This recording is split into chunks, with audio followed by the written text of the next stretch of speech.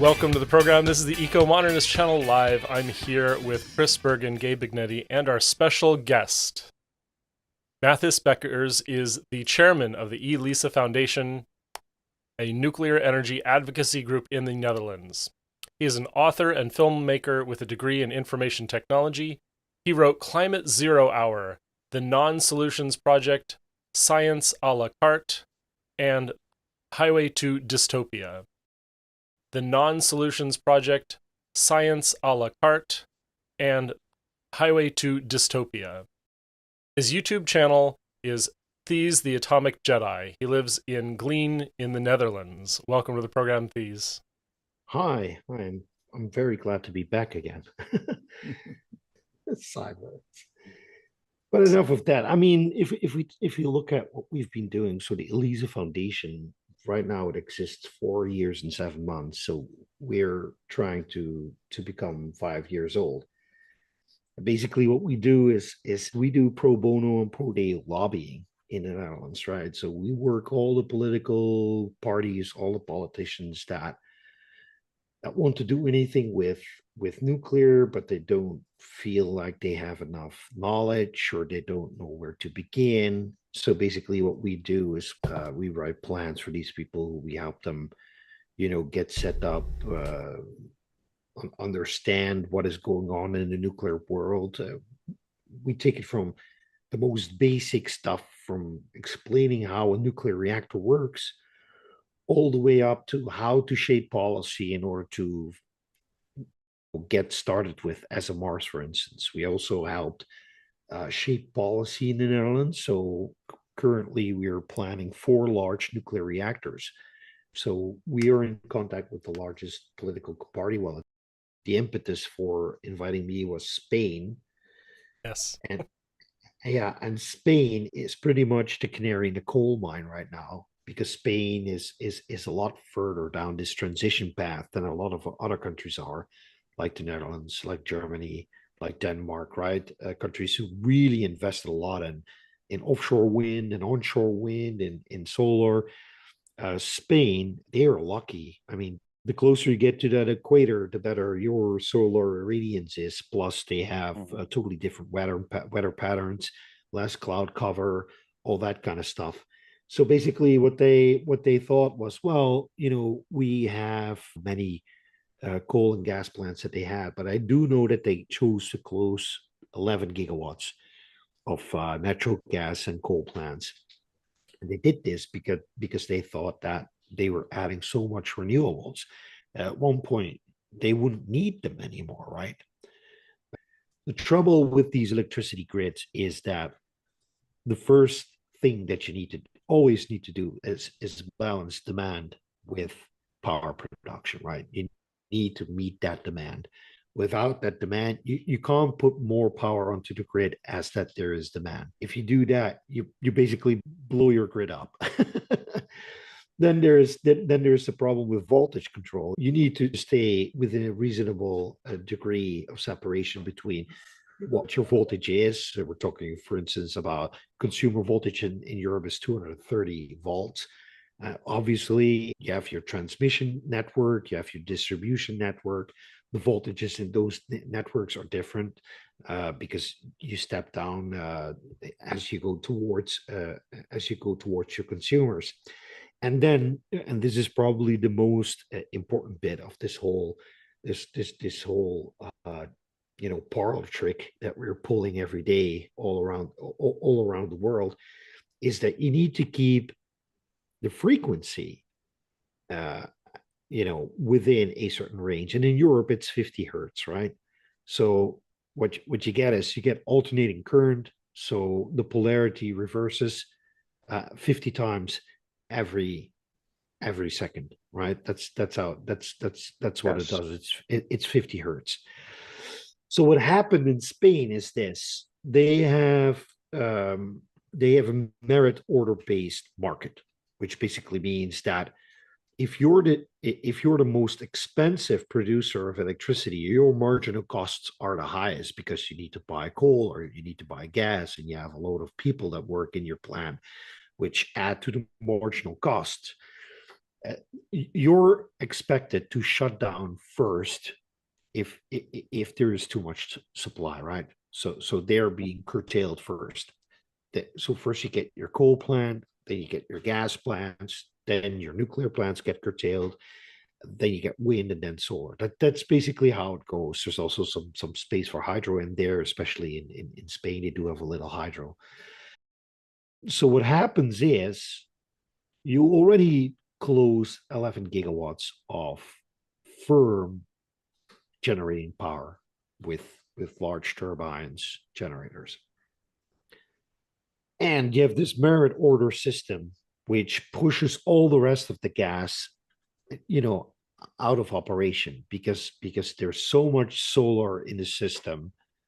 It basically, unless it cannibalizes on itself, which solar always does, if you go beyond like 20 or 30%, and you don't add a lot of storage and other means in order to make sure that that overproduction can get dumped into some kind of storage. What happens is if you rely too much on that solar, and I believe that something weird happened in Spain where one or two solar fields started twitching somehow. I don't know what happened, whether this was an atmospheric issue or something else. So, but what happened was they started messing with the frequency. Mhm. So the frequency was dropping below 50 hertz. And at some point, the grid basically, I believe that this is a brownout, what they had, right? A brownout, because the frequency dropped below 49% at one point. And there was too little inertia in the system, too little gas plants to basically pick up the slack, turn like 2 or 3 revolutions harder in order to get that frequency back up to 50 hertz again. And that's basically when the whole deal collapsed.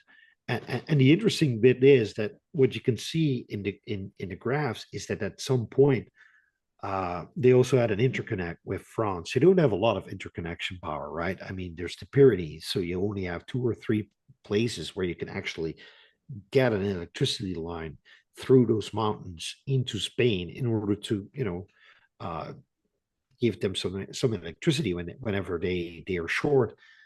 But the point is, these interconnects, they basically have these bars, right? And these bars, they connect one grid to the other, and they can basically lift those bars. And when they lift the bars, the connection is gone. So that's what happened there, somewhere near the Pyrenees. So the interconnection went, and that basically cascaded the whole electricity system in Spain into failure. And the irony is, you see a lot of these pictures where you see, Spain after the blackout, and then you see darkness, right? That's actually not true, because they were without electricity for 6 to 8 hours, but it wasn't the entire country that was out of power.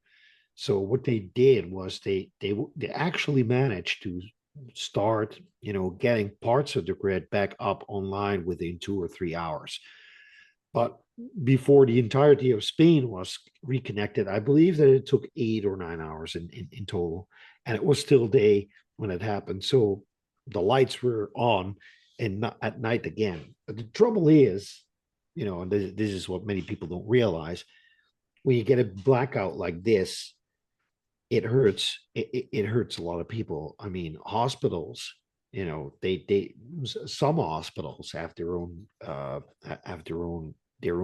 small power plants, and they have limited fuel, so they can stay online for a couple of hours with their own little power plants. But there's also a lot of hospitals that don't have this. They may have some diesel generators in order to make sure that the operating theaters stay online, ensuring that people who are getting a triple bypass, or I don't know, a colonoscopy, or whatever, or whatever is necessary at that moment, that they can at least finish those operations. But hospitals, are, get into periods where they have no electricity. Think about traffic lights, right? Suppose that you have a high speed road where you can drive 80 to 100 kilometers an hour. You have those in Spain. and suddenly the electricity cuts out, and those traffic lights that are there to ensure your safety, they're no longer there, and people don't really understand what is happening, and they think, oh, maybe now it's my time to drive. You drive onto this road, and I don't know, some truck or who knows what comes barreling down the road with 80 kilometers an hour, and you didn't expect. I mean, bad stuff happens. People who have their own diesel generators, and they don't realize that their exhaust is underneath their window. It actually happened this time in Spain. There were multiple families, I believe 2 or 3 families, where people got carbon monoxide poisoning because they had their electricity, but they forgot that all sorts of weird stuff happens when you have blackouts. People literally die. So it's not cool. And the trouble is that if we look at Germany, for instance, if we look at the Netherlands, we are trying to do something similar, right? We are trying to build the Netherlands. The plan of the Netherlands is we want to build 70 gigawatts of offshore wind and 140 gigawatts of PV.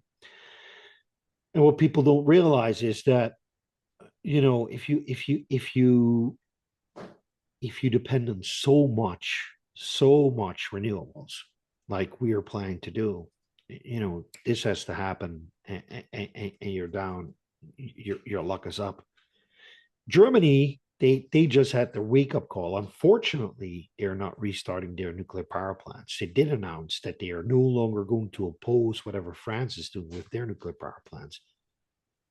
But they just announced that they are going to build 20 gigawatts of new gas plants because they know what is coming. They've seen what happened in Spain, and they know that this is not a freak accident. This is something that can happen anywhere. Right. Um, One thing, if I could toss in really quick, I think I heard this about 2 weeks ago, that in Spain they had all the solar panels designed to cut out if the frequency went bad to a certain point. And they Right. picked the exact same point for all the solar.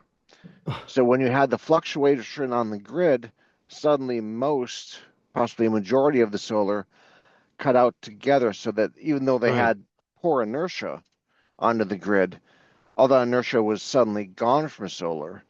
And that helped ensure that there would be a blackout. Was Right. that, and if they had staggered the solar, one solar farm, another solar farm, just differentiate them by zero point 0.1 or 0.3 Yeah. gigahertz on their cutoff point, they wouldn't have had this problem, or It's perhaps not crazy. I mean, as bad. there's now there's all sorts of reports coming out, trying Mhm. to pinpoint exactly what happened. And I got a lot of flack for this because I basically say I don't say that it's solar's fault. I don't say that it's wind's I'm fault. not trying to say that Yeah. either, but it, What it, what it I added to it. Yeah, what I'm saying is that it is a principal design philosophy that lies at the basis of this what happened here.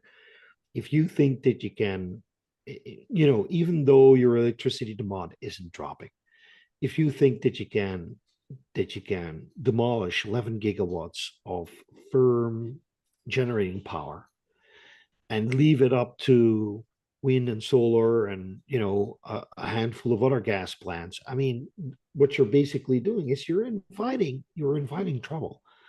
Mhm. And that's my position. It's not necessarily my position to say, well, it's absolutely solar's fault. I mean, it's the fault of the people who designed the electricity system to be the way it is right now, In fact, we have a right? quote. The system did not have sufficient voltage control capabilities. The Spanish energy minister Sarah Agassiz told news briefing in Madrid. The grid operator REE told the supply that they made their calculations and estimated that switching on more thermal plants was not necessary immediately before that cascade happened. Oh my God. So I put these two articles, one from Ars Technica and one from Reuters, on the Iberian grid Yeah. Thank blackout report. Yeah. So they were warned. I mean, just like the people in Fukushima, they had been warned. KEPCO was warned for decades before Fukushima happened, and they ignored the warnings at their own peril. And now you can see the same happening in Spain. It's not with a nuclear accident this time; it's with a blackout. But it's always you can see there's this, and I think that this is irrational. This is in part an irrational problem. What you see is there are organizations out there that have a certain view of how their world should operate, and they're basically blind for outside criticism because they are the experts. They are the people who are running the shop. Why the hell should somebody else tell them what to do, right? I mean, you see that as you see this in so many places. Just uh, and this is not exactly the same, but I was invited to give a talk about nuclear in the entire, at the other side of my country, which is a 4-hour drive, which is nothing for people in America. But for me, it was like, I was halfway to Denmark by then.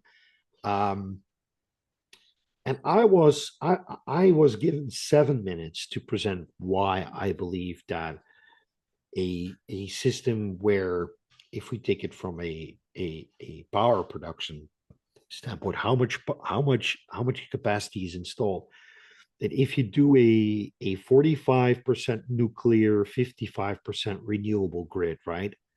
Mhm. That would be much, much, much cheaper than a 100% renewables grid. And they also invited an emeritus professor, a professor who is basically, uh, is a pensioner, in fact. Mhm. Guy was 75 or 76. I don't know how old he is. And he was given a half hour. Plus, he was given 15 minutes to answer questions. And then there Oh, was this goodness. anti-nuclear idiot there who also got 15 minutes to fact check me. And then at the end, I basically I managed to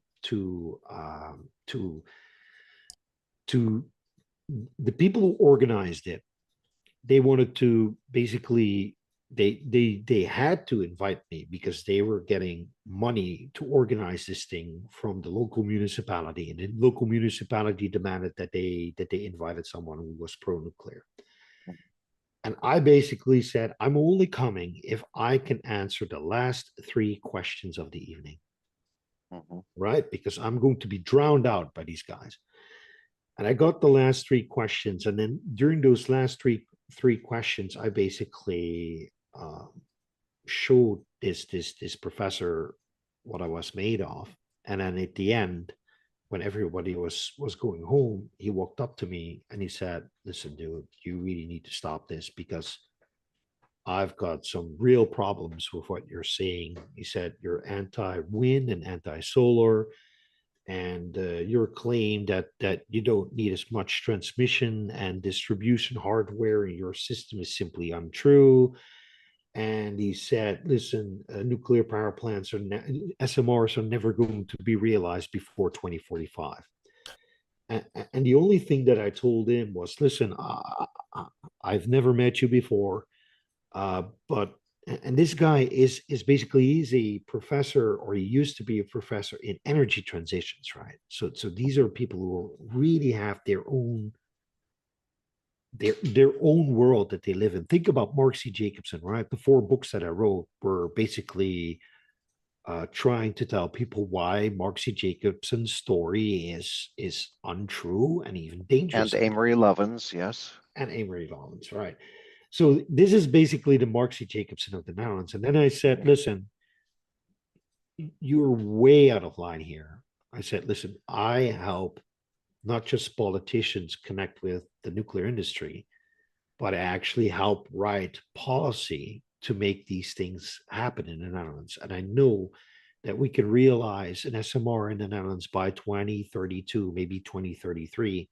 Actually, I am, somewhat connected to one of these projects, which is actually being done in the city that we were hosted by." And then he got angry with me. He said, "Well, can you tell me who the financiers are?" And he started walking up to me and he said, "See, you don't know you don't know who's putting money into this business.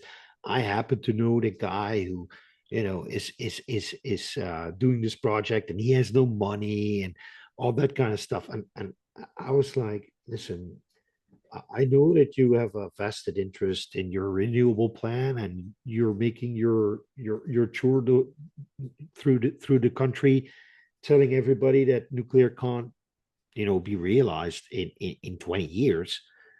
And I'm the first one who tells you that you're wrong." I mean, this is so pervasive in this world. In this energy world, you've got experts, people who believe in their own thing, and once they get confronted with, I believe that I have a fairly well researched, all my arguments come from analysis, and I share all my, every little thing that I do, that I put into my models, is accounted for, and these people just can't handle it. And it's the same with the people in Spain. It's the same with the people in Germany. All these, Denmark, same thing. Even though they just ended the moratorium on nuclear power, what you see is that now the civil servants have to do something about it. They have to do these, what you call it, feasibility studies and such. And they come up with all sorts of arguments that it's not going to work in Denmark, right? And it's just a never-ending struggle. And I believe that Spain, they are so far gone now at this moment, that the blackout was unavoidable. And if we don't course correct in the Netherlands, if we don't course correct in Denmark, or in Germany, then we are going to get our blackout as well. That's what I basically am afraid of at this moment. So is With there a way to start rectifying, uh, like having people, school kids or other adults even go to power plants and go to utilities and Yeah, get a tour of what's I get going it. on? But I mean, public support isn't a problem in the Netherlands. Okay. Roughly 60% is in favor of building new nuclear power plants, so it's a comfortable margin. The same for France. Even in Germany, there's a reasonably comfortable margin, where people are actually in favor of nuclear. The same can be said for Denmark. Mhm. The trouble right now is in the inertia. If you look at, not the literal inertia, the 50 hertz thing, uh, but the inertia that has been built up. I mean, the solar industry and the wind industry, they have really, permeated through all these layers, right? Civil servants, development companies, right? Over here in the Netherlands, we have regional development companies, and these regional development companies are basically semi-government companies, and all they do is they talk to factories, they talk to other producers of goods, and they basically help them develop a new business case for a different factory, for a new product, etc., right? And these institutions are all riven with these people who have, either took the narrative hook, line, and sinker that it's all going to be renewable, and that's a fantastic future, and they're working very hard on this, right? So if you take all of these institutions, you take the industry, the power industry. I mean, it wouldn't surprise me if like 80 or 85% on the pay of the people who are on the payroll are actually people who are working on wind, solar, renewable, or some kind of transition stuff, right? That is basically geared up to do this renewable thing. So the trouble right now, especially in Germany, the Netherlands, Denmark, I believe that those are the three worst cases out there. If we let Spain and Portugal fall by the wayside for a moment, it's just inertia. There's too many people who have a vested interest in doing this renewable thing. And our plans were made without actually doing the due diligence, right? So I'm doing the due diligence right now. I've written a load match program, which basically can test whether system A, B, C, or D, I can put whatever mix in there that I want, whether that system can deliver electricity on demand, right? So I have the demand profile of 2023. I've built in some flexibility in the peaks and in the low points, and then I can say, okay, listen, suppose that we are going to grow to 500 terawatt hours per year. Right now we're at 120 terawatt hours. And I built in this flexibility plus a little bit of demand response, what everybody wants, which I think is bullshit. Nobody is going to be a weatherman and only do the dishes or wash your clothes when it's sunny or windy outside. But that's the way because some people actually have these flexible electricity contracts where they actually go onto the spot market and buy electricity on the spot market. So when gas is like ruining the spot market and making prices 20 times higher than they usually are, then these people are turning off all the electrics in their house, right? But so that's the whole trouble, the whole problem. It's not political will, it's not public support. There's plenty of that. It's just this whole renewable machine has been institutionalized in government, in all of these institutions that have something to say about electricity and power. And all of these power companies have become shy because the government and the politics keep changing their mind every 2, 3, 4 years. We have the most modern coal plant in Rotterdam, which was finished in like 2008, and it's already closing again next year. They were asking Vattenfall, which is a Swedish company, but it's the biggest power producing company in the Netherlands, to build biomass plants. A lot of hullabaloo about biomass. There were protests and people were angry about it. And first, the government issued a contract and a license for Vattenfall to basically rebuild this whole power plant and turn it into a biomass plant. And then they rescinded it. They said, oh, you know what? Let's forget about it. Well, they invested a couple of billion euros into this new power plant. So all the power companies, the only thing that they do is when they see a lot of subsidy for wind and solar, they jump on it. And all the assets that are in play right now, gas plants, coal plants, biomass plants, they basically say, no, all we do is the bare necessity to keep them running. But as soon as we can get out of here, we will be out of here. So we've got a real system failure on our hands right now. We have this problem in the East Coast of the United States. We had a giant movement to shut down Indian Point. We'll replace that power. We promise we'll replace it with transmission from Canada. And Riverkeeper is now opposing the transmission. And there's 40 to 60-year-old co-generating oil plants that are still running. How is it possible that these morons get so much clout? I mean, it's beyond me. I'm backing up a little bit. You were saying how solar, if it's 20% or more percent on the grid, it cannibalizes itself. Could you kind of explain that? Yeah, the trouble is, first of all, and we're way past 20%, by the way, just to give you a heads up, our power system has like roughly 21 gigawatts of conventional power installed, right? And we have over 30 gigawatts of solar in our system. And it's all being put onto the same grid that was meant to handle this 21 gigawatt power system So right now we're running 50 gigawatts of power over a power distribution and transmission system that was meant to handle 30 at max. And we're pushing 50 onto it. Well, not all the time, because obviously most of those gas plants and coal plants are, basically put into standby mode because they are not needed at those moments.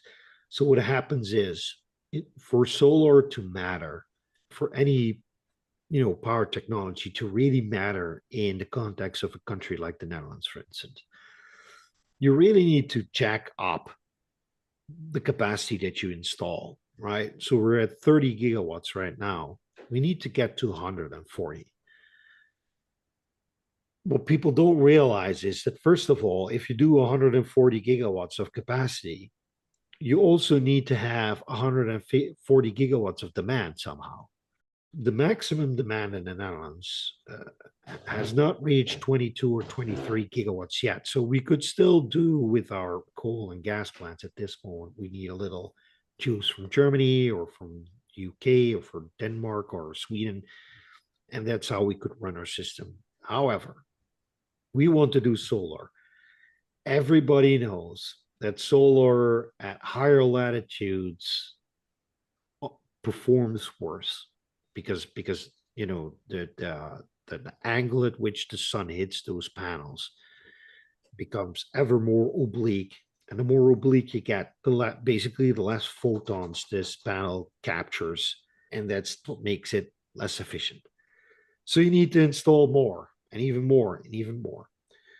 Now, the trouble is you're installing so much solar into a system that doesn't have the kind of demand that the maximum solar can deliver. So at some point, you have to tell the solar producers, listen, you're all producing at this moment that is inopportune. There's not as much demand as that you are delivering. So you basically have to start shutting down solar fields. And that's basically the moment when they start cannibalizing on each other. What happens during those periods is that the electricity price becomes negative, right? So they have to start paying to put power onto the grid, and that's when cannibalization basically occurs. And there's all kinds of mechanisms market mechanisms predominantly, that they come up with in order to make sure that the bottom line doesn't fall from underneath these solar fields. So you have to contract for difference, for instance, which means that you agree upon a certain price, right? So the government does an auction, you agree on a price. And what happens is, whenever there is too much solar and everybody is being undercut, the government comes in and makes sure that you still get the money for the kilowatt hour that you agreed on with the auction price. So they have to pay the difference. And when you are earning more than you agreed upon, you have to pay the government.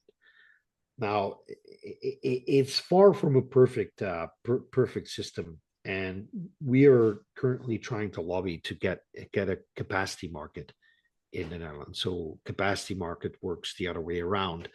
You basically auction off capacity, right? You say, for instance, Bosel is our 500 megawatt pressurized water reactor in the Netherlands.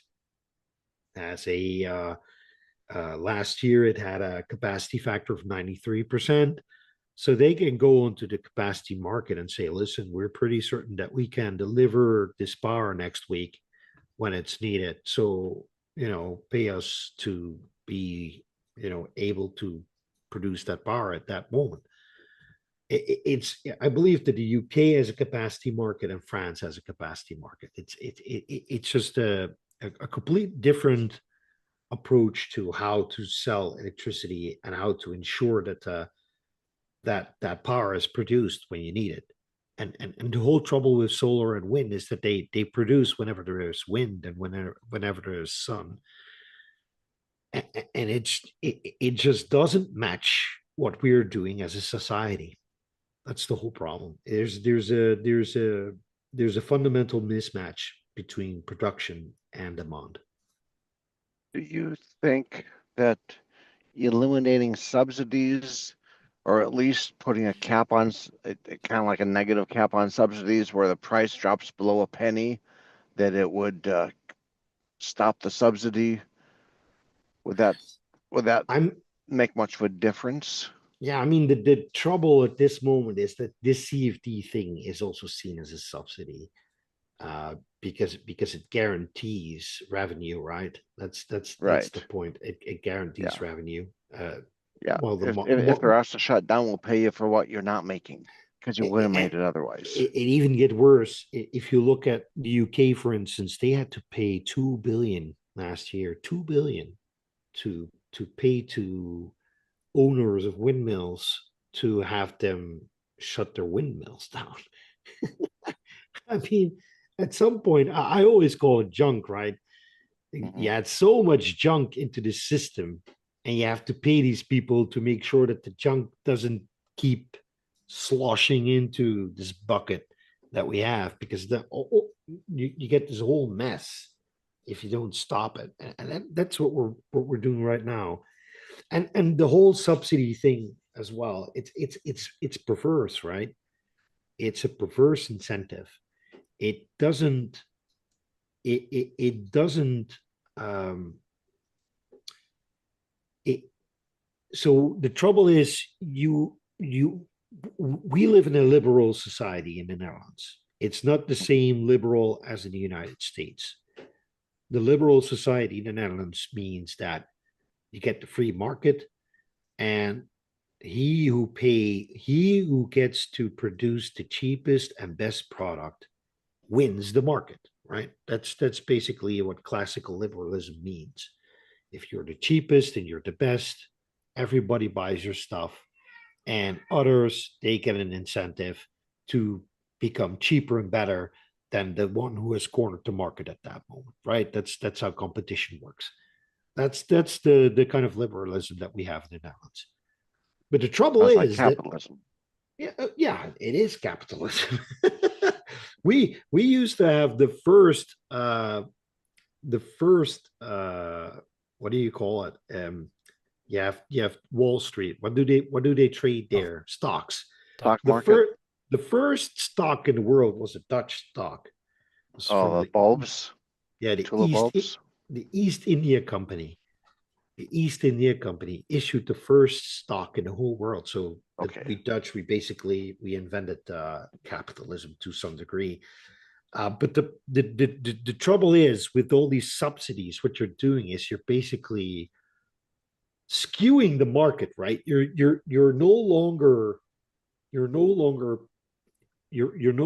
paying for the best service, because the solar panels, yes, they produce cheap electricity, but they produce cheap electricity when you don't need it. But it's the subsidized electricity form. And the other electricity sources that don't get subsidized, like our 485 megawatt pressurized water reactor, well, they get to roll up against the stream and try. It has already been paid off. Luckily, it was paid off 20 years ago. It turned 50 in 2023. It will turn 60 in 2033, and it will turn 70 in 2043, because we intend to keep it running for at least 70 years. So that's the saving grace. They can sell electricity at a reasonably low cost, right? Like 42 euros per megawatt hour, which would translate to like something like 5 or 5.5 cents per kilowatt hour in the United States. So it's a cheap nuclear power plant, and that's the reason why they still exist. But if it were any more expensive than that, let's say it were 6 or 6.5 or 7 cents per kilowatt hour, maybe these 10 years up until 2033 might have been the last 10 years of this nuclear power plant. Right now, they're making bank because they can sell electricity very often for nearly double the price as what they produce it for, right? So this is basically an unsubsidized asset that has been paid off, that is producing electricity whenever we need it. So it still exists. But suppose that you want to build a new nuclear power plant.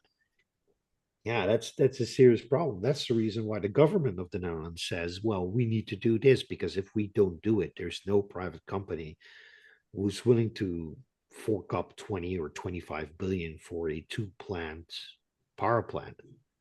There simply isn't a business case for it over here because we have all this subsidized solar and wind crap in our system that keeps demolishing the market. So the market, it fails periodically.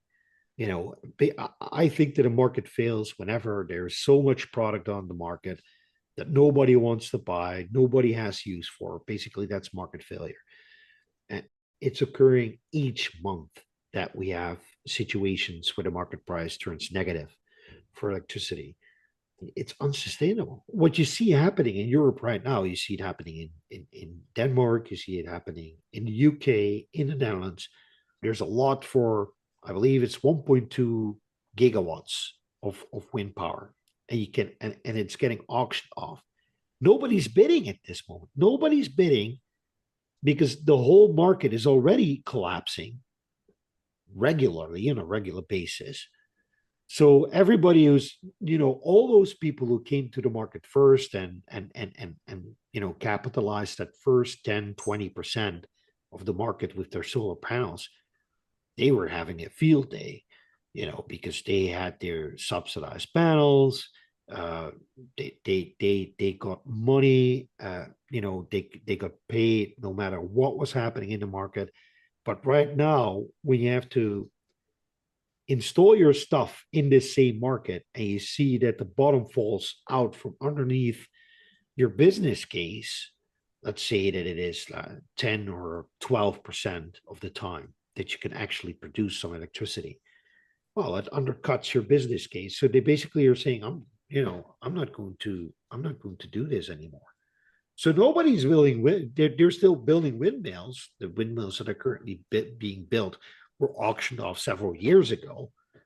When the market was still reasonably. That's my cat. When the market was still reasonably stable, but the more market instability occurs, the less these people are interested in actually participating in this market. So I don't see a way out of it right now. Yeah, I do see a way out of it.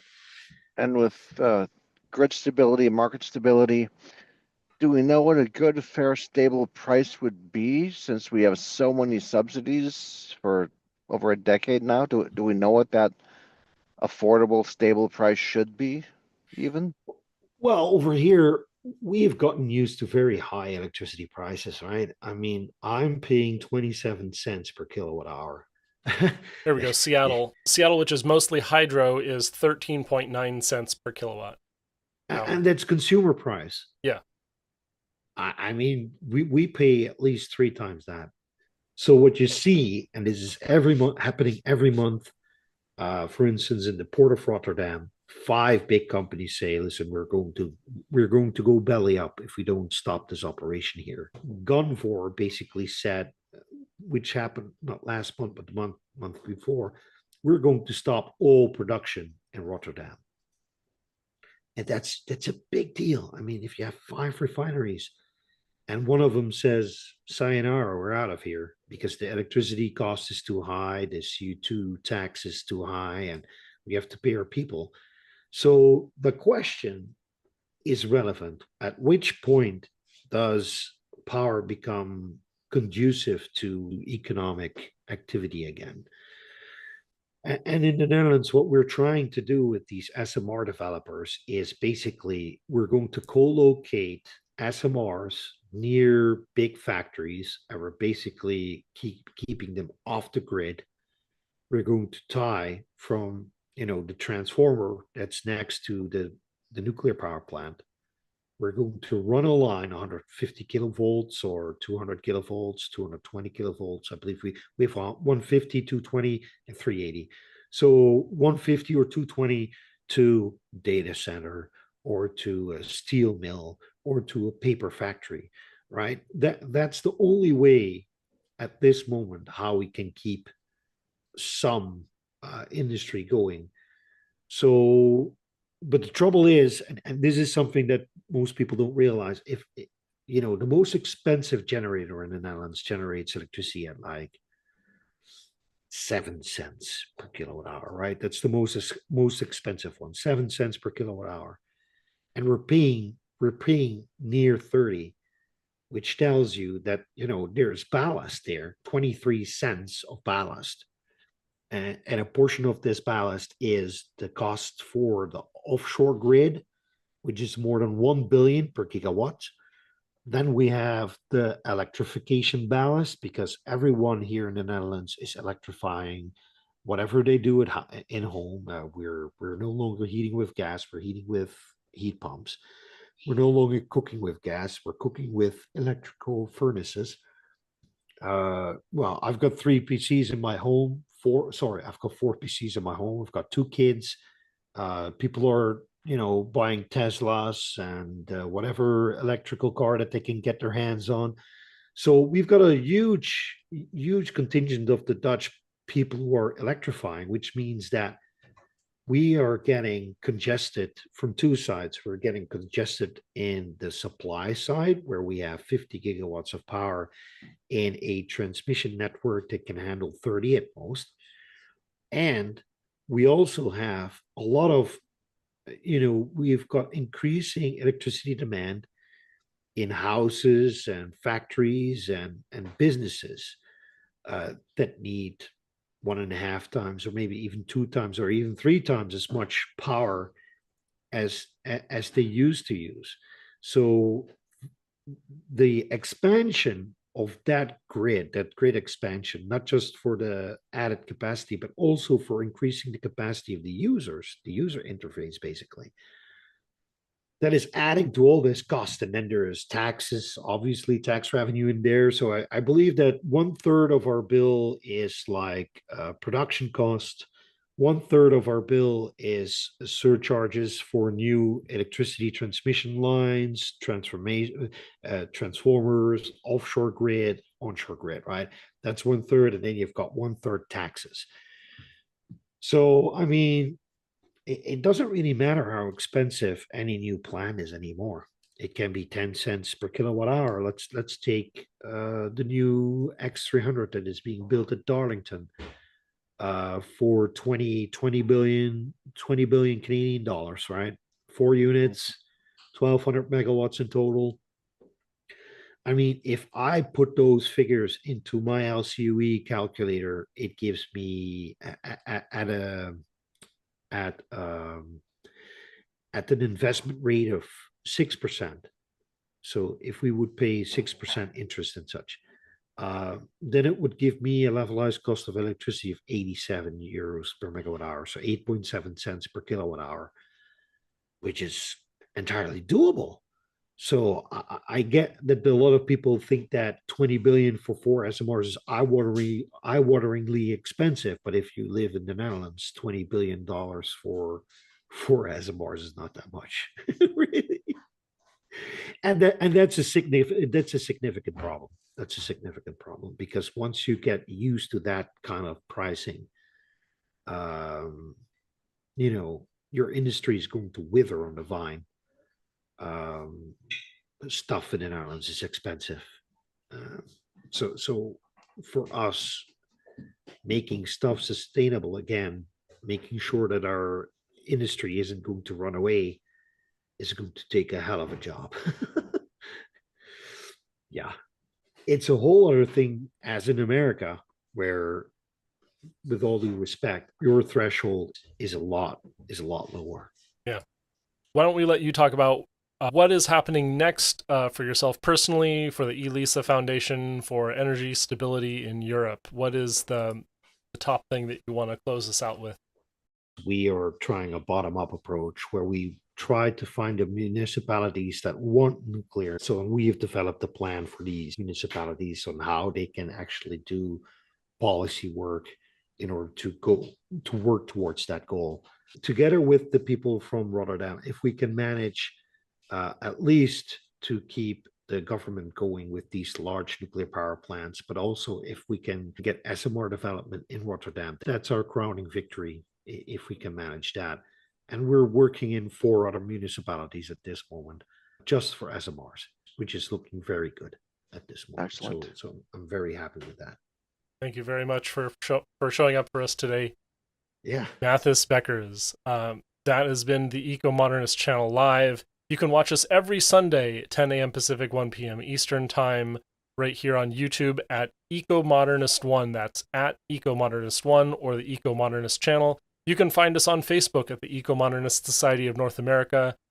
And you can find us rebroadcast many places on my personal network. I'm Carl Alex Pauls on x.com, on LinkedIn, and on Twitch at Soyaddle or soyaddle.tv. Please support us on Patreon. Look for the Ecomodernist channel. And you can find us online at esna.earth. That's esna.earth. Remember, missions first, peace and justice will follow.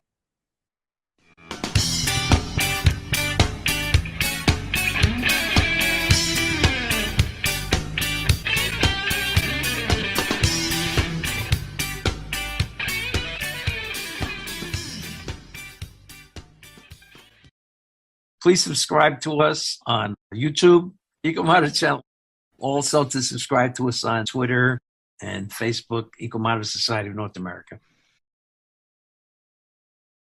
And online at https://esna.earth.